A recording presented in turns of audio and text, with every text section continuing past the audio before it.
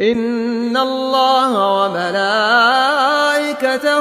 يصلون على النبي يا أيها الذين آمنوا صلوا عليه وسلموا تسليما.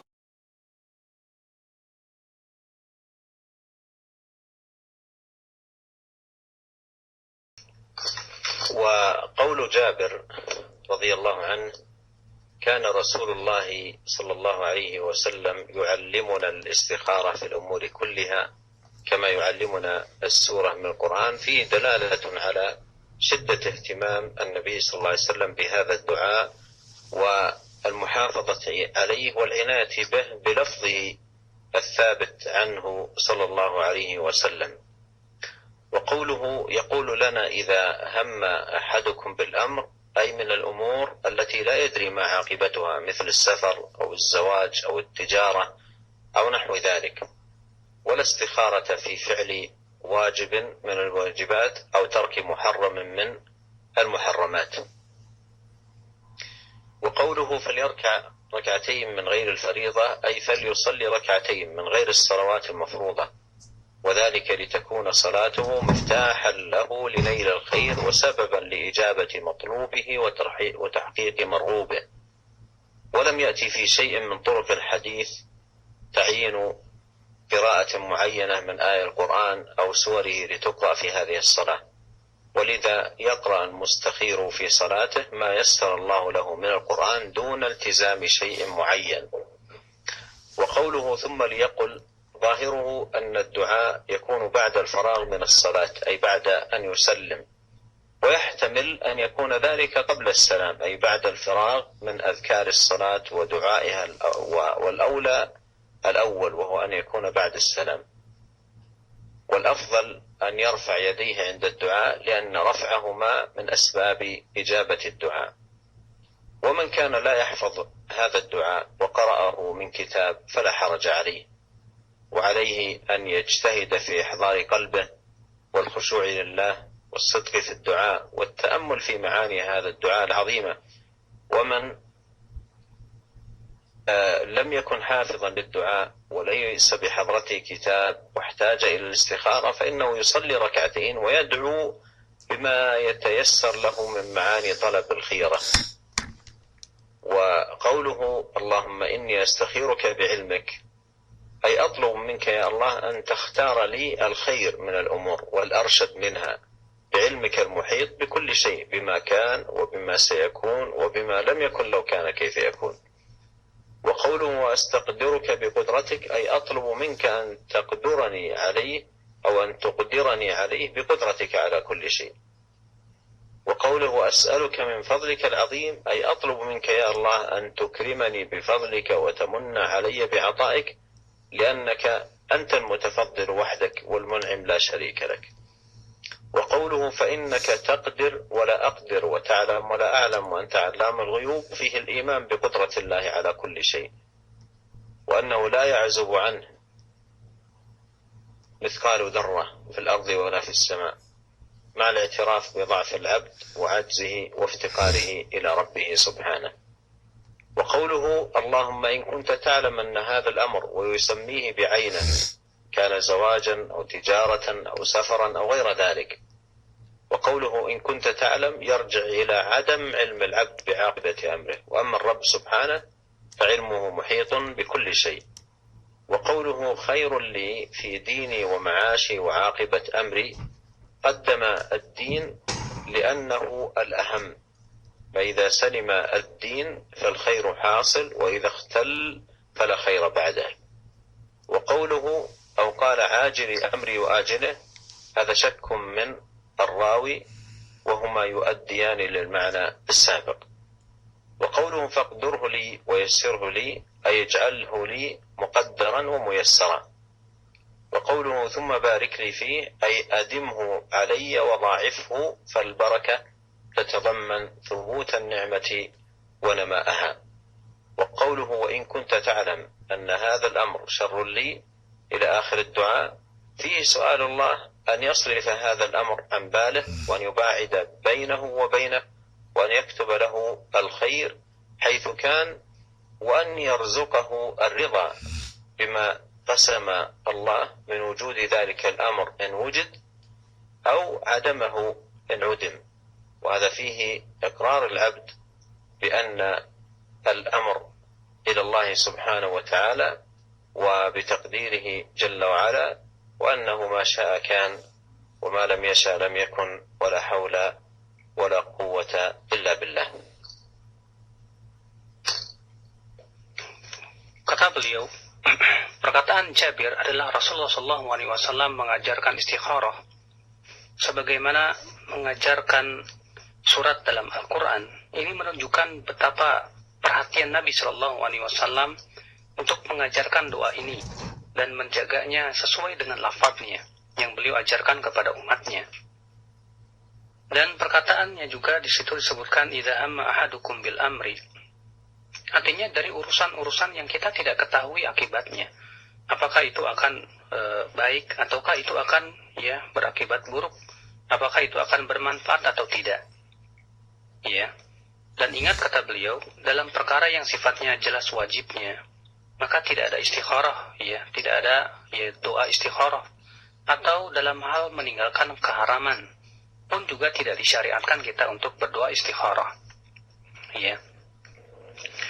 Kemudian kata beliau, hendaklah ia sholat 2 rakaat dengan tanpa fardhah. Artinya hendaknya perkara tersebut dilaksanakan dengan cara sholat dulu, semua itu untuk merealisasikan apa yang dia inginkan.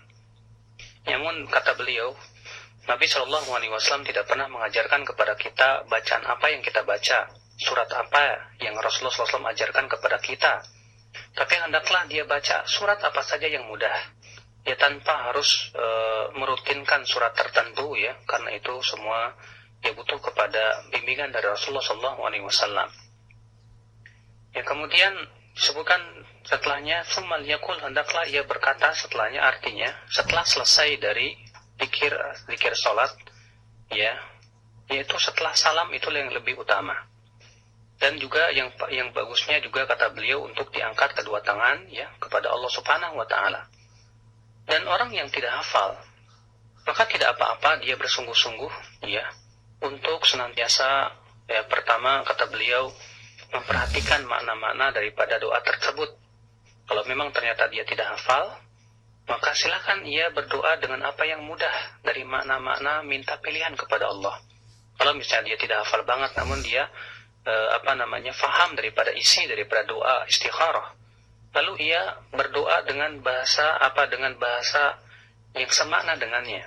Walaupun dia tidak hafal banget, tapi ia meminta kepada Allah Subhanahu wa taala dengan yang isinya adalah meminta pilihan kepada Allah, maka itu diperbolehkan kata beliau.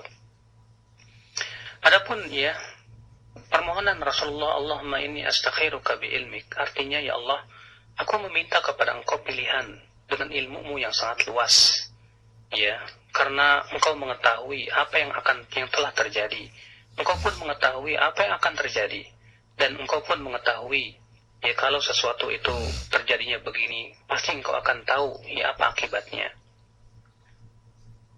Kemudian beliau meminta juga astaqdiruka bi qudratik, artinya aku minta kepada engkau dengan kekuasaanmu yang luas dan agung. Wa as'aluka min fadlikal azim, artinya aku mohon kepada engkau dengan karuniamu yang agung, karena engkau lah yang memberikan kenikmatan-kenikmatan dan karunia-karunia kepada hamba-hambanya. Karena sesungguhnya engkau tahu, wa ta'lam wa la a'lam. Di dalam hadis ini menunjukkan adanya keimanan kepada takdir Allah, kekuasaan Allah Subhanahu wa taala dan ilmu Allah yang sangat luas sekali. Tidak ada sesuatu pun yang terluput dari pengetahuan Allah Subhanahu wa taala. Yang tentunya disertai dengan pengakuan bahwa seorang hamba itu lemah, ketika ia mengakui akan kekuasaan Allah, kemampuan Allah yang luar biasa. Itu menunjukkan bahwa si hamba ini mengakui dirinya lemah dan butuh kepada kekuasaan Allah Subhanahu wa taala dan kekuatannya. Adapun Allah, perkataan beliau, Allahumma in kunta ta'lam anna hadzal amra, lalu ia disebutkan apa hajatnya. Itu berupa pernikahan ataupun perniagaan ataupun perkara-perkara yang lainnya yang bermanfaat untuk kehidupan yang akan dilakukan oleh seorang hamba. In kunta ta'lam, jika engkau mengetahui, artinya si hamba tidak tahu ya apa akibat yang baik ataukah itu akan berakibat buruk. Hanya Allah yang Maha tahu, karena Allah ilmunya ya mencakup segala sesuatu. Ya. Lalu ya beliau berkata, khairun li fi dini, ya, kalau memang perkara ini adalah baik untuk agamaku. Di sini Rasulullah SAW yang mendahulukan dulu agama. Kenapa? Karena itu yang paling penting.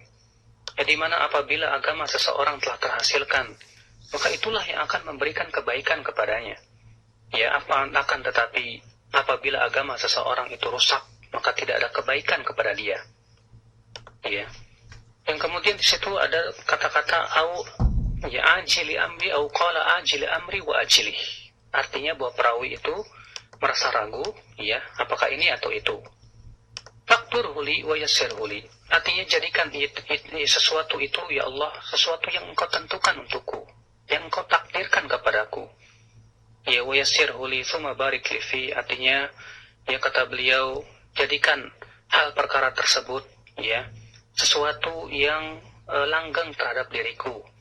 Ya, kemudian diberikan padanya keberkahan-keberkahan, di mana apabila sesuatu itu diberkahi, maka mengharuskan sesuatu itu ya tentu akan terus diberikan oleh Allah Subhanahu wa taala, ya, kekokohannya, keeksisannya bahkan bertambah dan bertambah ya banyaknya.